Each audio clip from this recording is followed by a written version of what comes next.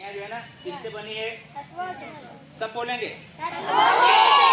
और कुल कितने तत्व है? 118। बस 118 तत्व। आप जानना चाहते हो कि तत्व क्या है उनको? तो उसके लिए उनके जैसे अपने इतने बच्चे हैं, सबके नाम है ना, सबके अलग अलग नाम है।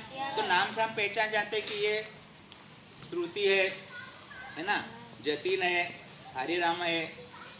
पहचानेंगे कि इतने तत्व है और उनके नाम पहचानेंगे। सर हम 118 से ज़्यादा जो भी है प्राकृतिक है, कृत्रिम है ना, उनके सबके अलग अलग नाम है। तो क्या आप, क्योंकि आप जब बड़ी कक्षा में जाओगे ना तो ये सब आपको मालूम करना पड़ेगा। कोई गहराई में नहीं होता, उसकी रासायनिक क्रिया पे हम बात करें कुछ भी नहीं। हम सिर्फ इनको ये बताएंगे कि ये दुनिया जो है ना सब तत्वों से बनी है, सीधी बात। और ये तत्वों के नाम इतने, तो हमारे प्रत्येक बच्चे को 118 तत्वों में से कम 20, ज़्यादा से ज़्यादा नहीं 20 जो है, कार्बन है, हाइड्रोजन है, ऑक्सीजन है, नाइट्रोजन है ना, कॉपर है, सोना है, चांदी है, लोहा है, एल्यूमिनियम है, ये हमारे आसपास है, सोडियम है ना। तो इनको इनके नाम मालूम होना और इनके फिर यौगिक है ना, तो कुछ यौगिक तो हम बता देंगे है ना, अलग अलग यौगिक। तो यौगिक के बारे में हम बाद में बात करेंगे। अभी सिर्फ तत्व इनको जितने हम बता सकते हैं। तो चलिए ये है ना,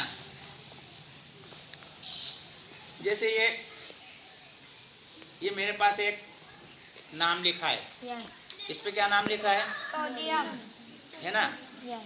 ये सोडियम एक तत्व का नाम है और वैज्ञानिकों ने इसको अंग्रेजी में एक उसका ये तत्व का रासायनिक नाम है और नीचे उसका प्रतीक है,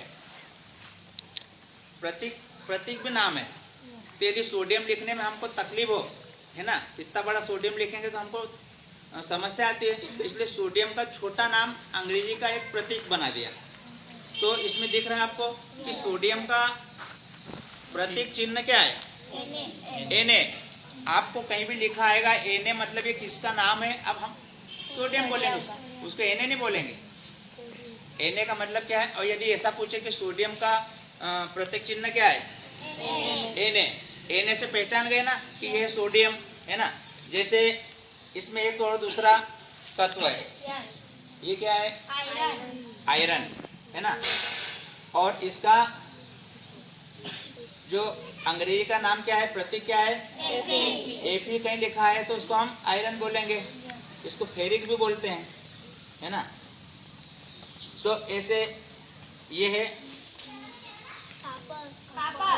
ये क्या है? ये भी तत्व है ना।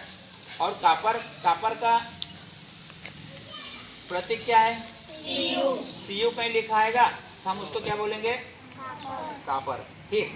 एक है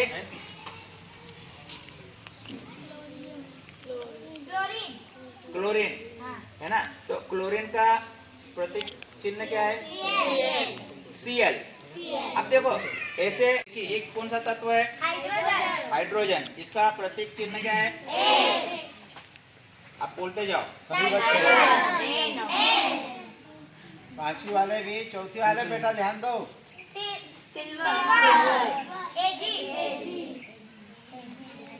है ना। सिल्वर का मतलब है। हाँ, ये सिल्वर किसका नाम है? चांदी। चांदी सबने देखी है ना। तो कोई कभी ऐसा पूछे कि चांदी जो है ना कौन से तत्वों से मिलके बनी है? ये कौन सा तत्व सिल्वर से बनी है? चांदी है ना। उसके तत्व का नाम क्या है? सिल्वर। और उसका प्रतीक चिन्ह क्या है? Ag। चलो ये आ गया। और सोने का आप समझ गए ना? बहुत बच्चों, ये है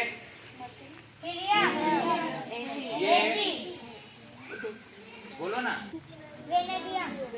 और सूत्र उसका प्रतीक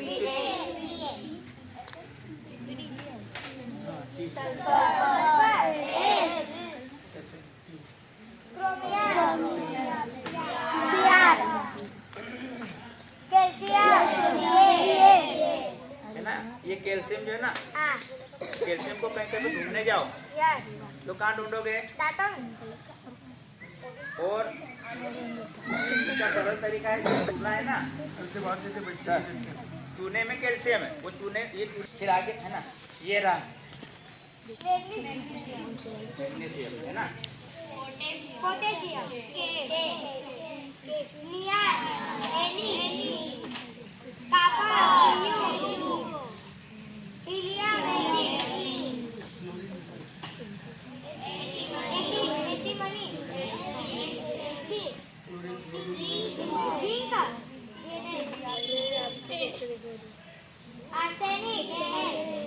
तो ये होता क्या है, ये सब तत्वों से मिलकर के क्या बना है, संसार बना है। संसार की हर चीज बनी है। कभी यहाँ हम देखेंगे तो देखो ये संसार जो है ना, संसार की प्रत्येक वस्तु जो है ना जो बनी है, तो वो उसका सबसे छोटा कण क्या है, तत्व है। आगे बात समझ में। तो देखो तत्वों की मजेदार बात यह है, ये जो वस्तुएं हैं इनकी मजेदार बात है कि अधिकतर वस्तुएं दो या दो से अधिक तत्वों से मिलके बनी है। इतनी बात आगे समझ में, दो या दो से अधिक तत्वों से मिलके बनी है और फिर इसलिए वो अलग अलग है। इसमें हम आगे बात करेंगे। जैसे कुछ चीजें, जैसे यहाँ रेत दिख रही है, रेत में भी दो तत्व है, तीन तत्व है ना। जैसे पेड़ है ना, तो इसमें भी दो तत्व, तीन तत्व, चार तत्व, कई भी जो चीजें हैं, कागज है, जो भी चीजें हैं, जो चीजें हैं है ना। तो स्वतंत्र अवस्था में कुछ चीजें हैं जो सिर्फ हमको मिलती है। एक सोना है, चांदी है और हीरा है ना। ये इनमें स्वतंत्र रूप में हमको तत्व पाए जाते हैं। बाकी के है ना, हीरा जो है ना, तो एक तत्व मैंने बताया था अभी, कार्बन, तो कार्बन से मिलके बना है। तो आपने उसमें पढ़ा है कि अपन जब जलाते हैं तो उसमें क्या निकलता है, जलाने के बाद क्या निकलता है, धुआं निकलता है। तो उस धुएं को क्या बोलते हैं, कौन सी गैस निकलती है जलाने पे,